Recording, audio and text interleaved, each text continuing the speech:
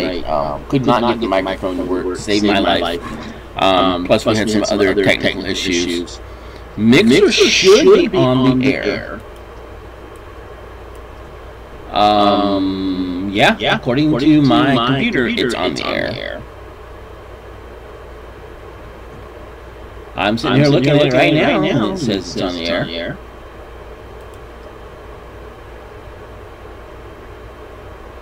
It says it's recording and that it's broadcasting. So I don't know quite sure why.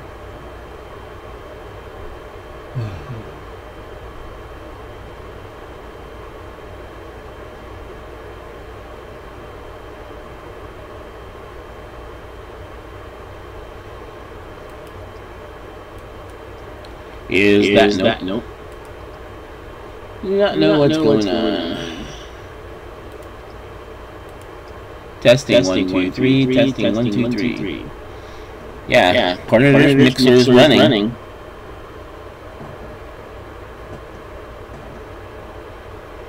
Oh, okay. So as long as you see it,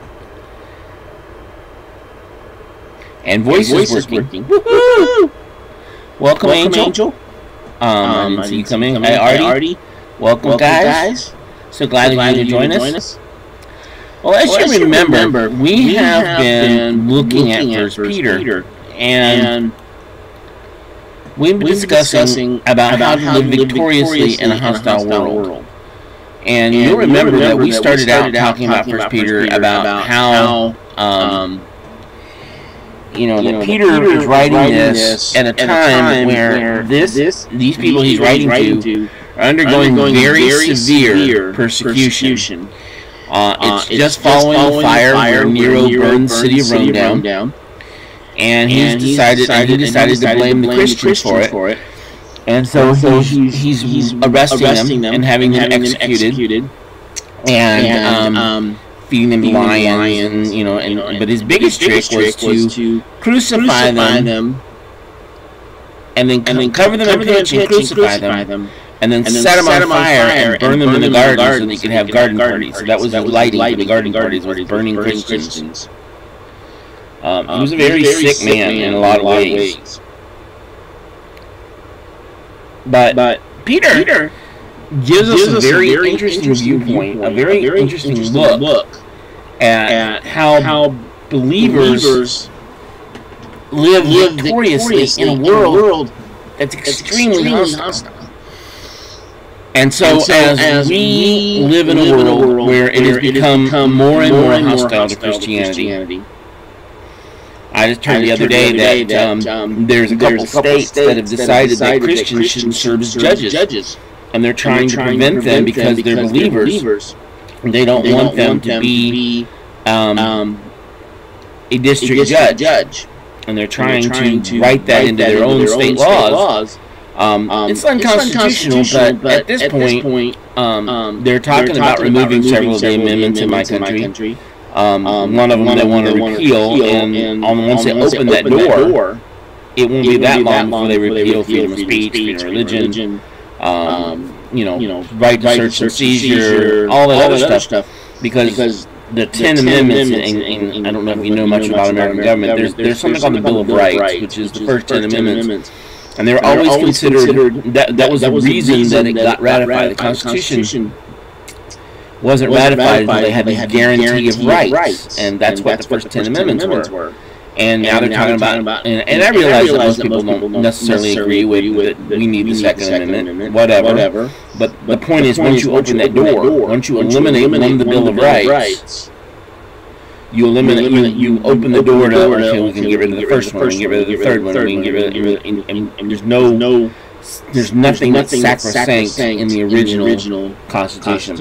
And I realize that has nothing to do with what I'm talking about. Except to say that it is becoming increasingly hostile. It's a cascade effect, that's right. Once you open that door, those 10 Amendments have always been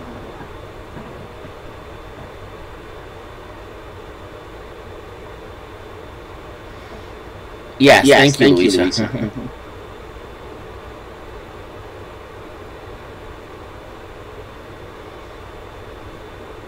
And and they're talking about eliminating the Second Amendment. They want to do away with it. Once you open that door, it means that any of them can be eliminated anytime the government wants to. And that's always been something that you don't touch, is the first 10 amendments. But anyway. So we're in First Peter, and today we're going to talk about we've been looking at how various groups, in the rest part of Second Peter, we talked about how we interact with each other, and about submission, and about being, and praying for those in authority. And so tonight, or today, this morning, or whatever time it is for you, we've been seeing how various groups of believers ought to behave in relation to each other. And now we're going to sum up the way in which God's people should react to each other, and how we react to our enemies.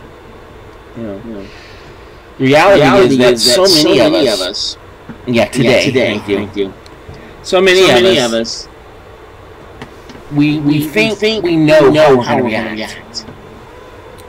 We're full of advice for others.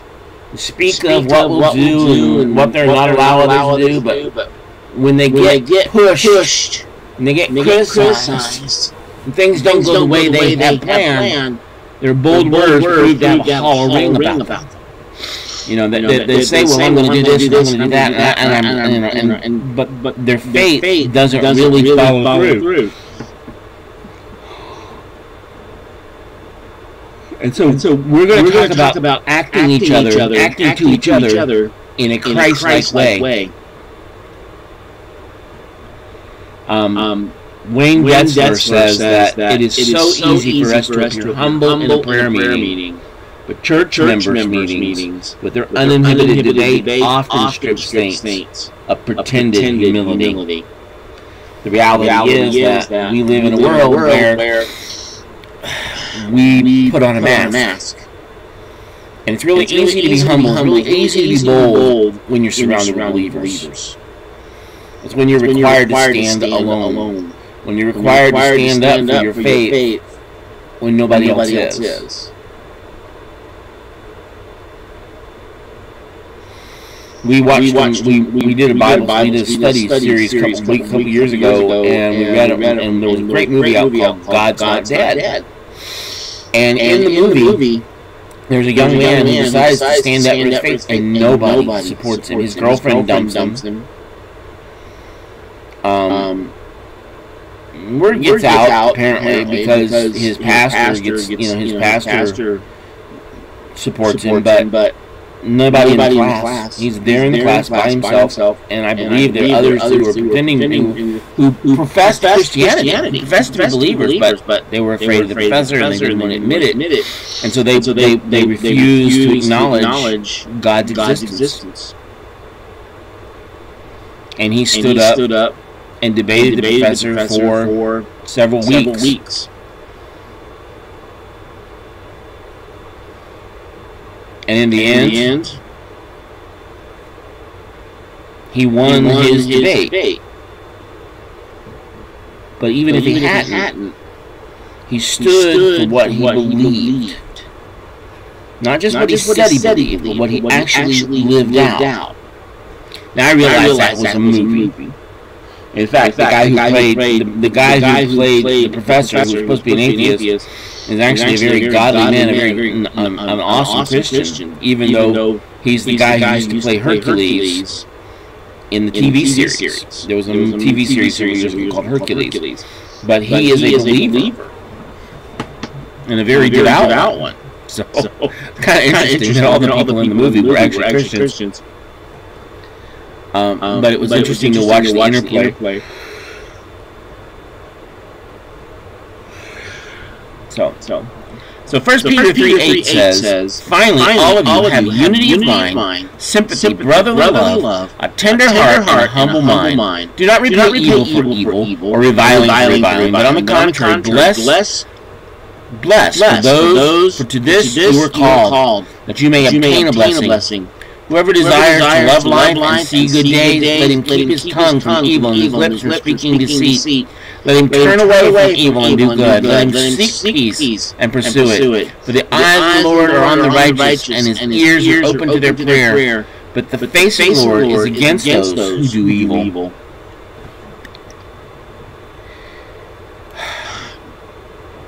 The reality is it starts with finally all of you. And that doesn't mean that Peter's coming to the end of the letter. Okay, he's still got another two chapters. He means that he's summing up this section that started in chapter 2. He began this part of his letter by addressing all believers, and then he gave particular instructions to a specific group of people, and now he draws the conclusion by saying, finally, all of you. This is how you should act toward each other. Peter details 5 ways in which Christians are to behave in regard to their fellow believers. In verse 8, we see it outlined. If we all follow the teaching in the verse of the letter, then we would have genuine Christian unity in action. Notice what it says. Believers are to be compassionate in their dealings with each other.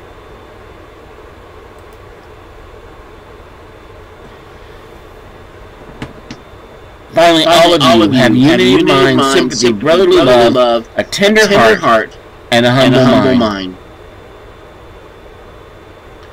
Christians are supposed to be living in harmony with one another. This does not mean that we are all going to be the same in every way. If that happened, there would be no harmony, but unison. It would not be harmony, but unison. You understand the difference. And I played the band in high school. That's a long time ago. But in the band, you have the trombones, and the trumpets, and the flutes, and the clarinets, and they're not all playing the same part. It wouldn't sound right if the flutes were playing the bass line while the trombones played the bass line. It just wouldn't be the same. There wouldn't be any diversity. There wouldn't be harmony. All harmony means is different parts, unique parts, coming together to create a whole. Guess what, guys? I just described the body of Christ. The body of Christ is unique parts coming together to make a whole. Does that mean we all say the same thing at the same time? Does it mean that we're all in lockstep? In other words, when we are in harmony with each other,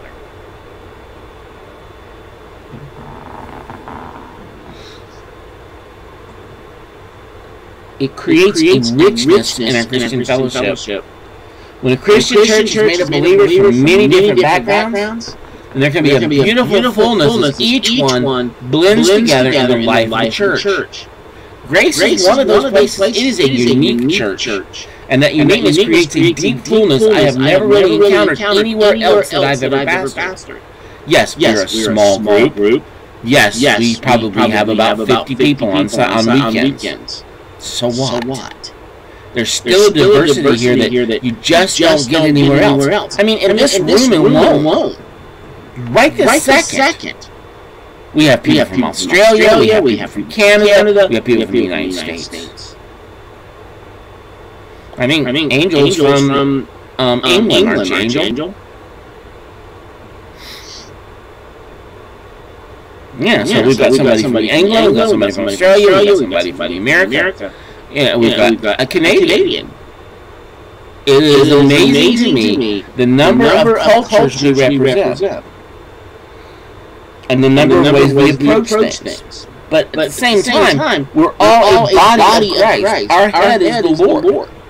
And because we are in a body, we can work in harmony, and we can create a diversity that you just don't see anywhere else. You know, if we're all exactly alike in the church, we miss something. And God doesn't call us to be in unison. He calls us to be in harmony.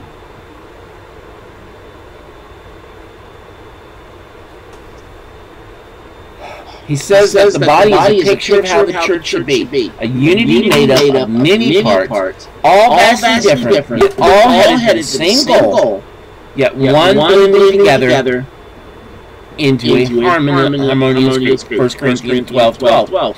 Despite the fact that we're not all the same in our appearance or our ideas, we are all meant to live in harmony with one another.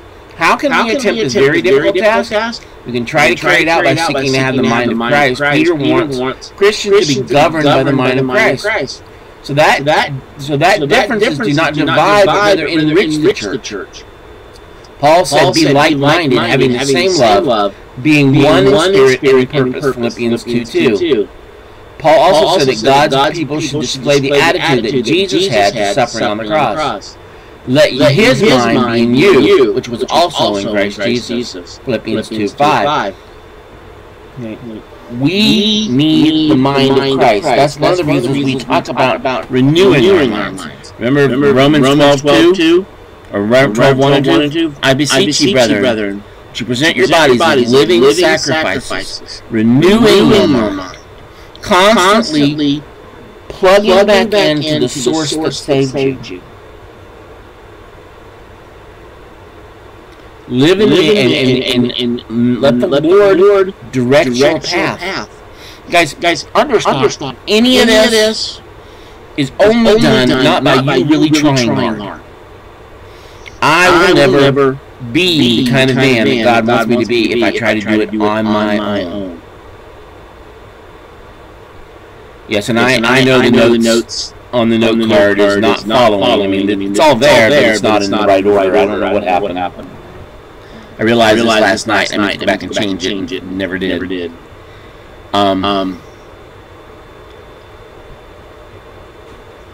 It says also that we are to be sympathetic. Christians are to be concerned people. So often we are gently concerned about ourselves. Concerned with our own welfare, concerned with our loved ones. But if we only have real interest in the things that affect us, then we're no better than the world out there. They love those who love them and hate those who hate them. But we're called to a higher calling, and we do it not out of our own strength, ability, or power, but because we are submitted to the Lord Jesus Christ. Lord, I am yours. I am bought with a price, and so I submit this to you. Lord, I don't know how. I'm not good at handling other people, but you are. Lord, I want to behave as you behave. I want to treat others with the same kind of love and compassion and mercy, regardless of their background, regardless of their culture, regardless. To be in sympathy, to be compassionate toward each other. But if we only have a real interest in the things that affect us, we're no different than the world. We're exhibiting what worldly attitude of selfishness. We are supposed to love each other, but we're supposed to love those around us greater than we love ourselves. Christians are to be those who always seek to follow the example of Jesus. Hebrews 4:15 tells us that we do not have a high priest who is unable to sympathize with our weakness. This means that Jesus knows all about us. He enters into our sufferings with us. Christians are likewise to enter into the sufferings and the joys of other people. Paul told the Romans, rejoice with those who rejoice, mourn with those who mourn. Romans 12:15. And using the picture of which the church is a term human body, Paul said, if one part suffers, all parts suffer. If one part is honored, every part rejoices. 1 Corinthians 12:26. To the people outside this church, recognize us as those who sympathize with our neighbors' misfortunes. And I do believe they do. We have folks come to us who leave us messages who've never stepped foot in the door. I get prayer requests all the time. Pastor, could you please pray for me? I've got this, or I've done that, or I'm struggling with this, but they're not Christians. But our reputation is such. You know, we'll pray for them. Well, no, we'll be concerned about their hurt and their need. That, folks, is a sign. That says that we are living in the compassion of Christ. When we have the sympathy. Words often carry little meaning. But if we engage in practical deeds which show we really care, it speaks volumes. In the church that I served at for years, Del Rio Community Church, our pastor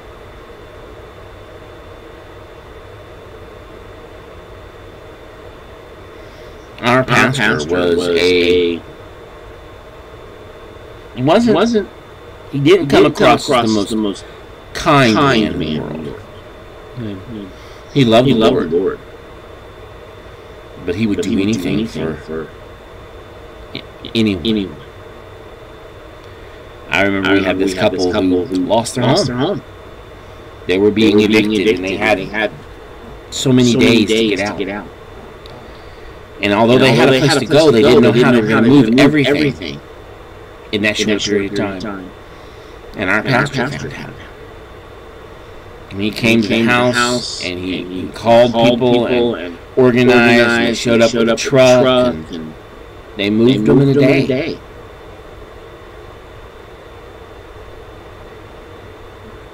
Because he put actions to his words. That's what James says. We're not just to be hearers of the word, but doers also. That our faith needs feet. It needs action. Sympathy and compassion is just a feeling if it doesn't apply to action. It also says that Christians are to love as brothers. Peter had already written about this in 1:22. There he said that we should have sincere love for your brothers. He goes on to say that we should love one another deeply from the heart. One of the keynotes of Christian faith. Paul says to the Roman Christians, be devoted to one another in brotherly love. Romans 12:10. He tells the Thessalonians they've been taught by God to love each other. 1 Thessalonians 4:9 and 10. And the writer of Hebrews declares, keep on loving each other as brothers. Hebrews 13:1. The Greek term in general is general, so it includes both brothers and sisters in God's love. It's not just telling you that you love just the brothers. You love all believers. This call to love does not mean that we have to agree with everything our fellow believers do and say. But it does mean that we should love them. And show up to them. I've got two sisters and a mom. And my dad died when I was 13. I love my sisters. I don't necessarily agree with what they do a lot of times. And we don't necessarily agree on everything. But I still love them. I love my mom. But I don't necessarily agree with her. But that doesn't stop me from loving her.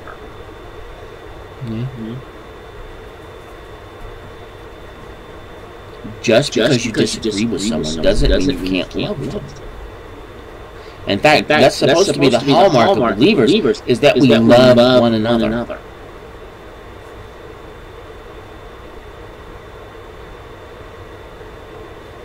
Jesus said it himself. We are to love each other. That's the sign of believers. You love one for another.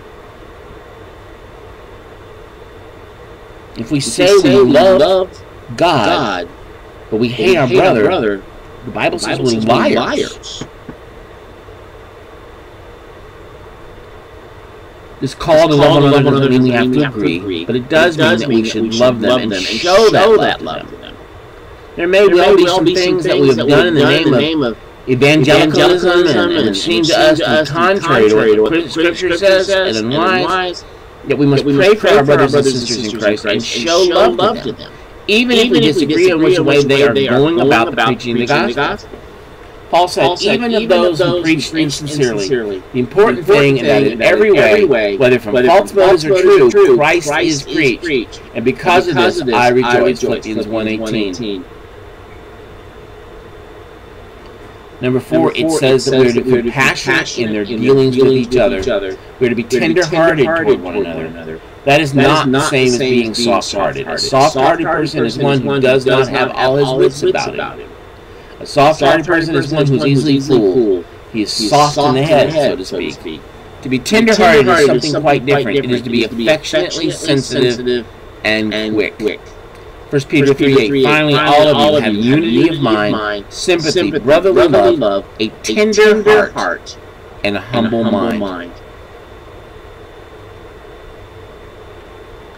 You know, we live in a world where our televisions are filled with terrible pain and cruelty. And it's so easy to get immune to it all. Behave as though those terrible things do not happen. But this is not the spirit of Christ. Christians ought always to have a tender heart for those in need. Does that mean that you run out and give them everything they want? No, God doesn't do that. There are times we need to be discerning. Sometimes what they need isn't really what they need.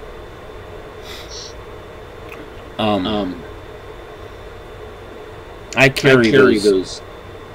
They're McDonald's arch cards. They're not worth a whole lot, but they're you go by McDonald's and you buy a bunch of them. And then when you see somebody on the side of the road who's begging, you can help them. But by doing that, you're not giving them cash. Because so many of the people on the side of the road take that cash you give them and go out and buy drugs and alcohol. So I hit upon the idea of using gift cards. Because the gift cards, the ones I'm using, are non-refundable. In other words, you use it for food, but it doesn't give you money back. Which means they can't go in and buy a small coffee for the $5 gift card and get $4 in change. So they've got money to go out and buy drugs, but I'm trying to keep from doing that. That's being smart, but being compassionate, helping them meet a need. There you go, Benjamin. I like that. New socks. Remember that one.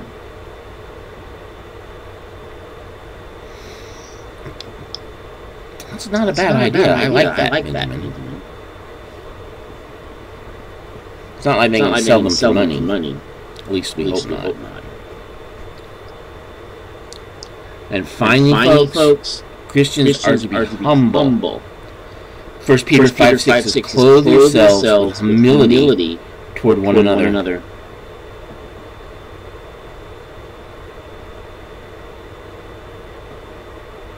That's very true, Angel. Very true. Tell them where to get the food for body and soul. That's right. I mean, that's the whole point of the cards.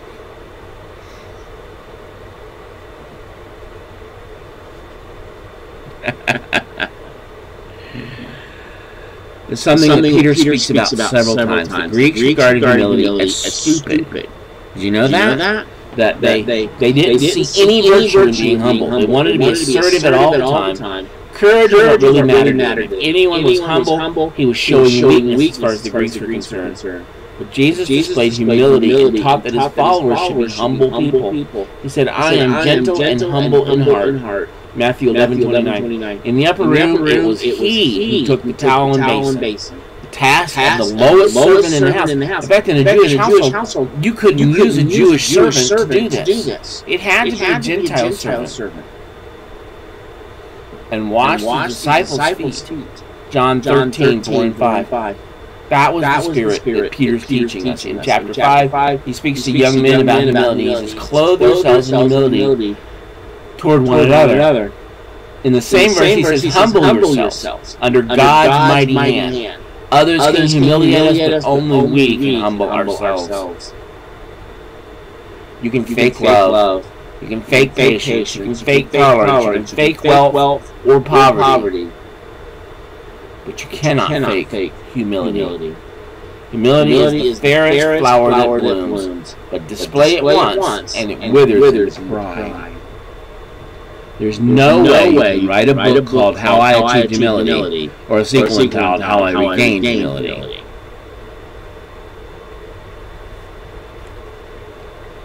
That, folks, is reality. Humility is what we are called to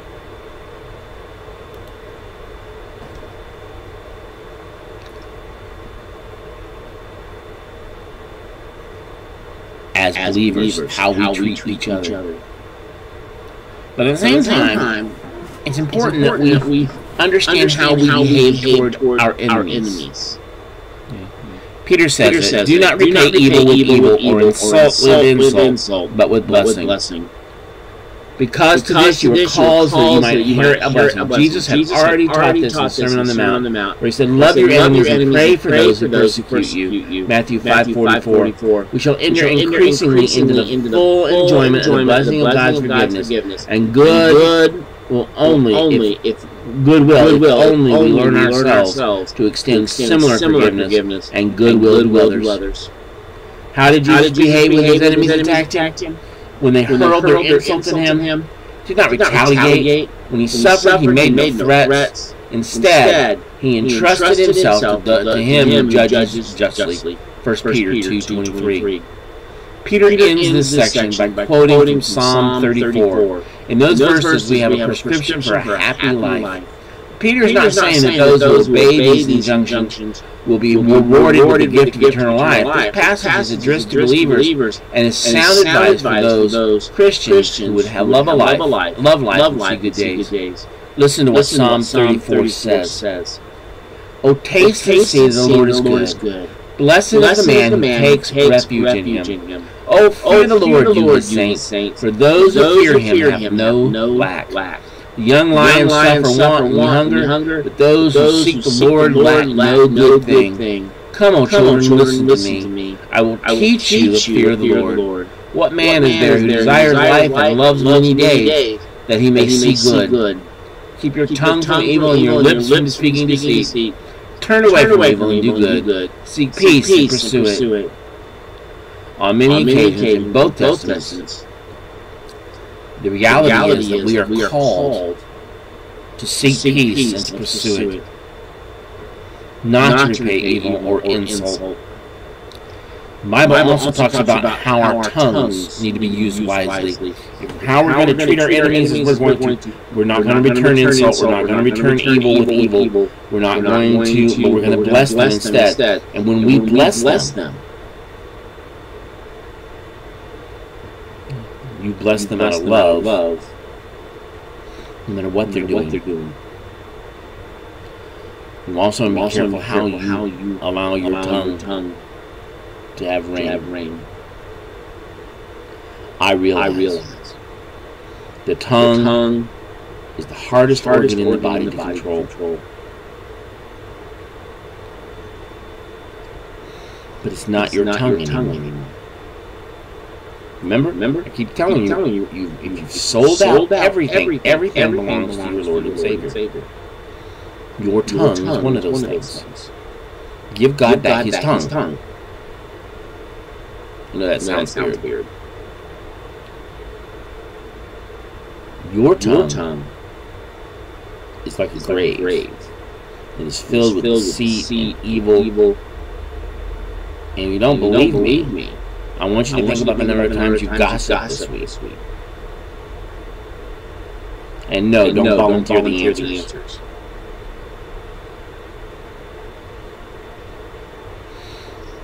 Or you were quick to say something nasty about someone because they did something wrong to you.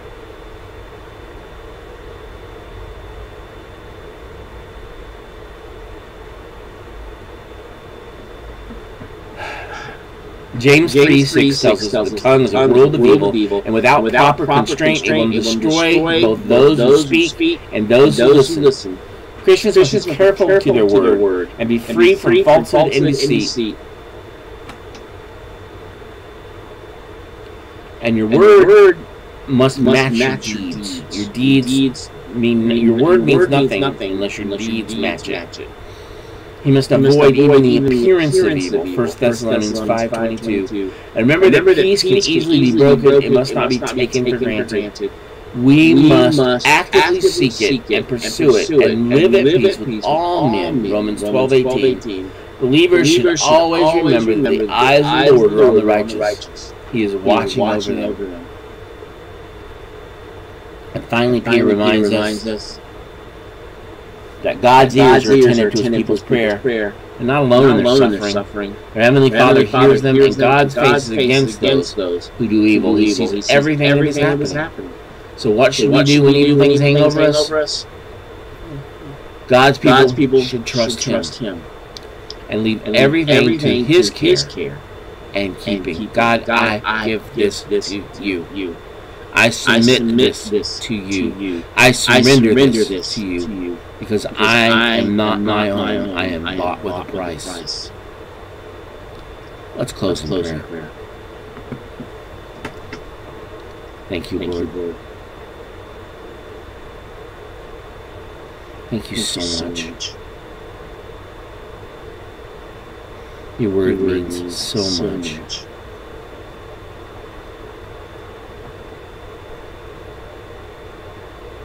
Lord, we submit to you again. We thank you for the opportunity to worship you.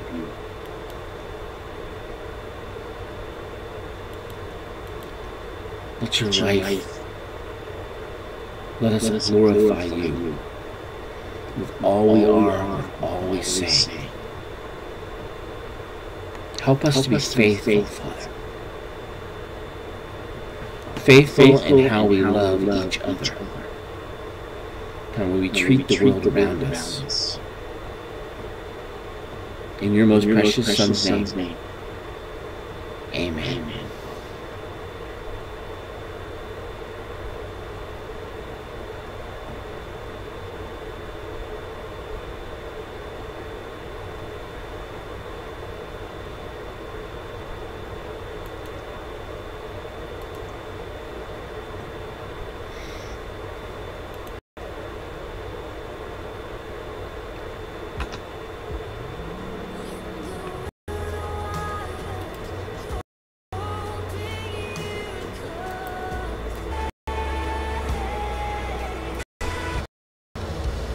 We have a faithful God who loves us so much.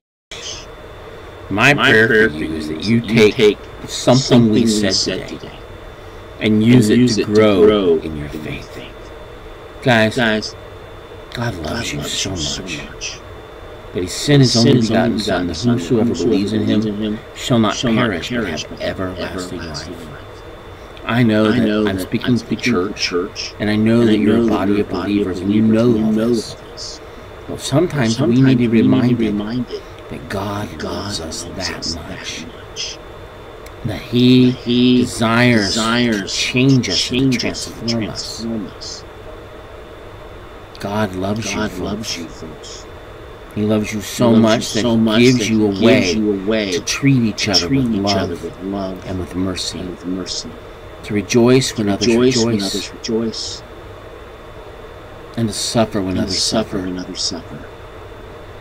To be godly men and women who live out their faith. Not just talk it, but live it out. Let your actions meet your natural words.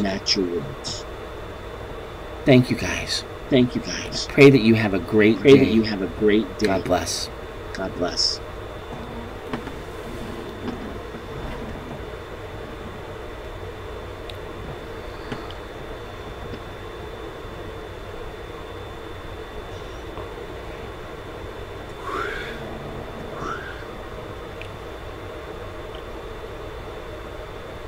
Thank you, Benjamin. Ima. Humbert, Louisa.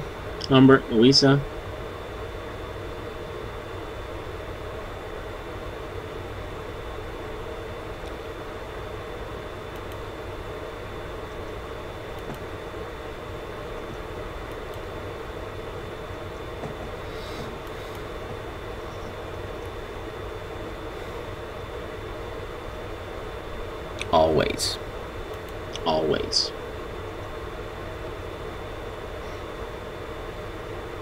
Thank you, Gandalf. So glad you could be here this morning.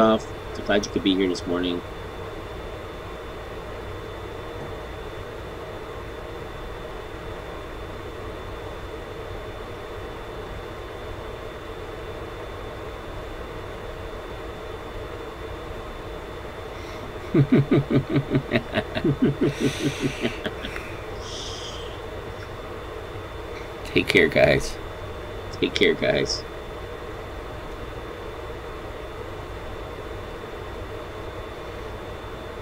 You too, Louisa Humbert. You too, Louisa Humbert.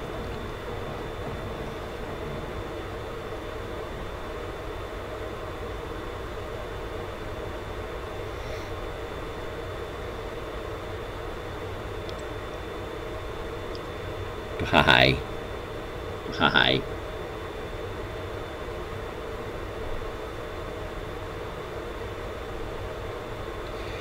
I like it a lot better than I did. I like it a lot better than Discovery. I did. I know that much. Star Trek's and I've only watched Star Trek Discovery once. I've only watched Star Trek Discovery once. I don't get to see the Orville very much. I don't get to see the Orville very much.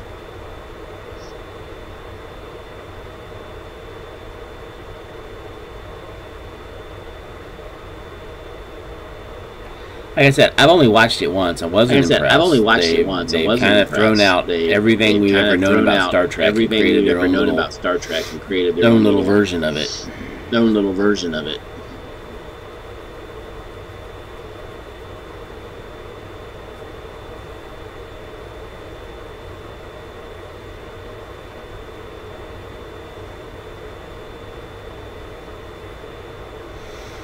You did better than I did. I watched the first show and got tired of it. I watched the first show and got tired of it. Besides of which, I'm not paying to watch it. Besides of which, I'm not paying to watch it. Still pay-per-view, basically. Still pay-per-view, basically. At least I can watch Orville for free. At least I can watch Orville for free.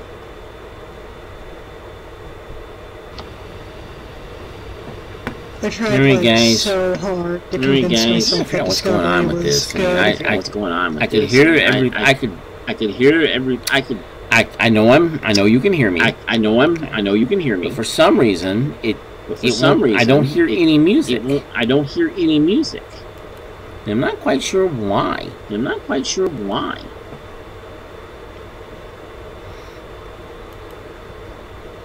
Do you have it set to play media in preferences?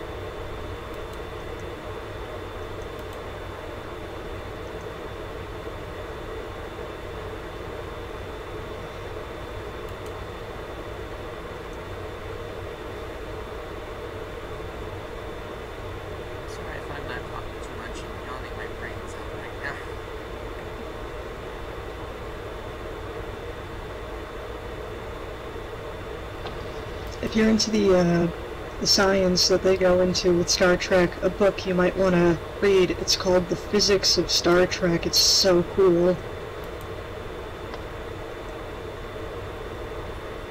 I've seen that a few times. I never picked it up though, but I have seen it.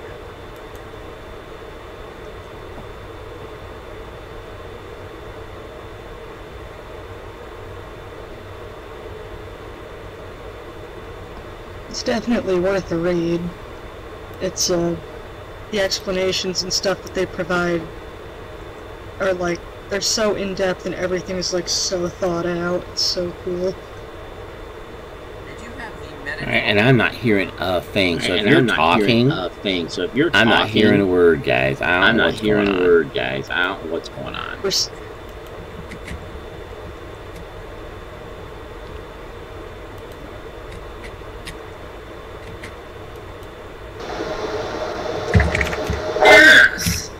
Alright.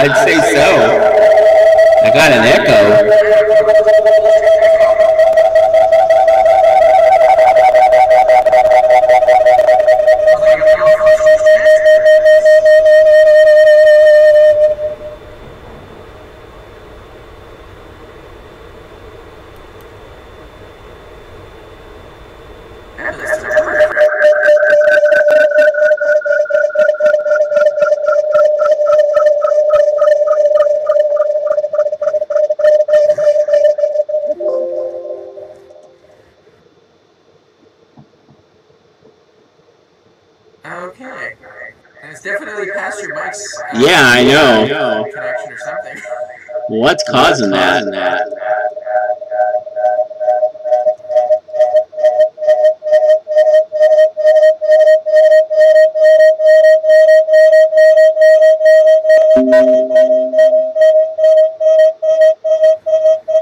have a feeling you've hit a button or something somewhere. I know, that's weird. Yeah, I know, my avatar lip syncs.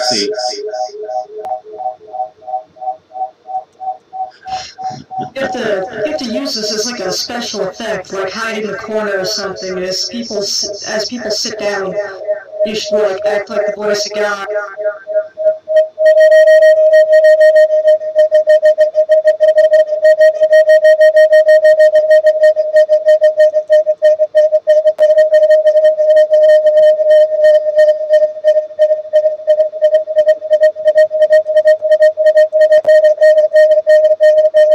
Alright. Yeesh. Funny April Fool's Day thing. Figure Mike starts doing that, and then a Mike duplicate runs in like, "Stop! I'm the real Mike." Did it finally stop? Yeah, it stopped. Alright, I'm gonna get off of here before it decides to try it again.